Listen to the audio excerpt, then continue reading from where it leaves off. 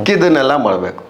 ಎಲ್ಲಾನು ಮಾಡ್ತೀನಿ ಅಂತ. ಖಂಡಿತ ಎಲ್ಲನೂ ಗೊತ್ತಿರಬೇಕು. ನನಗೆ ಆಟೋ ಓಡಿಸೋದು ಗೊತ್ತಿರಬೇಕು, ನನಗೆ ಬೈಕ್ ಓಡಿಸೋದು ಗೊತ್ತಿರಬೇಕು, ಪೆಟ್ರೋಲ್ ಖಾಲಿಯಾದಾಗ ಎಷ್ಟೊಂದು ಸಾರಿ ತಳ್ಕೊಂಡು ಹೋಗ್ಬೇಕು, ಅವಮಾನ ಏನಿಲ್ಲ.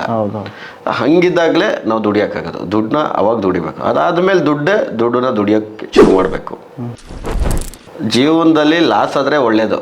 ನೀನು ಲಾಸ್ ಆಗಿ ಪ್ರಾಫಿಟ್ ಮಾಡ್ತಾಗ ಆ ಪ್ರಾಫಿಟ್ ವ್ಯಾಲ್ಯೂ ಗೊತ್ತಿರುತ್ತೆ. ನೀವು ಮೊದಲೇ ಪ್ರಾಫಿಟ್ ಮಾಡಿ ಆಮೇಲೆ ಲಾಸ್ ಆದರೆ ಜೀವನನೇ ಬೇಡ ಅನ್ಸ್ಬಿಡುತ್ತೆ.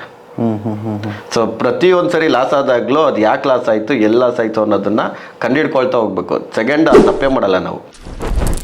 ಪ್ರತಿದಿನ ಸಕ್ಸಸ್ನ ನೋಡ್ಕೊಬಂದು ಲಾಸ್ ನೋಡಿದಾಗ ಸೂಸೈಡ್ ಮಾಡ್ಕೊಂಬಿಡ್ತಾರೆ. ಸೊ ಹಾಗಾಗಿ ಯಾವತ್ತಿಗೂ ಸೋತು ಗೆಲ್ಲೋದಿದೆಯಲ್ಲ ಅದು ತುಂಬ ಒಳ್ಳೆಯದು. ಗೆದ್ದು ಸೋತಾಗ ಆ ಗೆಲುವನ್ನ ಮರ್ಸ್ಬಿಡುತ್ತೆ ಸೋಲು. ಸೋತು ಗೆದ್ದಾಗ ಗೆಲುವು ಸೋಲನ್ನ ಮರ್ಸುತ್ತೆ. ನಮ್ಮ ಚಿಲ್ಲರ್ ಮಂಜು ಮೇಡಮ್ ಅಂತ ಕರೀತಾರೆ.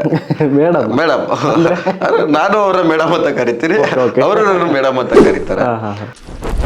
ಆರ್ಟಿಸ್ಟು ಬೇರೆ ಬೇರೆ ಜಿಲ್ಲೆಗಳಲ್ಲಿ ನಿಂತ್ಕೊಂಡು ಒಂದೇ ಸರಿ 7 ಗಂಟೆಗೆ ಶುರು ಮಾಡಿ 7:55 ಮುಗಿಸಿರೋ ನಾಟಕಗಳು ಇದೆ ಅಂದರೆ ಅದು 55 ನಿಮಿಷದ ಪ್ರೇಮ್ ಕಥೆ. ಅದ್ರಲ್ಲಿ ನಾನು ಒನ್ ಆಫ್ ದಿ ಪಾರ್ಟ್ ಅನ್ನೋದಕ್ಕೆ ಖುಷಿ ಆಗುತ್ತೆ. ನಾನು ಡಿಗ್ರಿಲಿ ರಾಜ್ಯಶಾಸ್ತ್ರದ ಬಗ್ಗೆನೇ ಓದ್ಕೊಂಡು ಬಂದಿದ್ದು. ಆಗಿಂದನೂ ಒಂದು ಒಲವಿತ್ತು. ಅದಾದಮೇಲೆ ರಂಗಭೂಮಿಗೆ ಬಂದಮೇಲೆ ಒಂದಷ್ಟು ಬದಲಾವಣೆಗಳು ಬೇಕು ಅಂತ ಅನ್ನಿಸ್ದಾಗ ಎಲ್ಲೋ ಒಂದು ಮನಸ್ಸಲ್ಲಿತ್ತು, ನಾನು ರಾಜಕೀಯಕ್ಕೆ ಹೋಗಬೇಕು, ಒಳ್ಳೊಳ್ಳೆ ಕೆಲಸಗಳು ಆಗಬೇಕು ಅನ್ನೋದಿತ್ತು. ನಮಗೆ ಜಗದೀಶ್ ಅವರ ಮುಖಾಂತರ BJP ಯುವ ಮೋರ್ಚಾದಲ್ಲಿ RR ನಗರಕ್ಕೆ ಉಪಾಧ್ಯಕ್ಷ ಸ್ಥಾನ ಸಿಕ್ತು.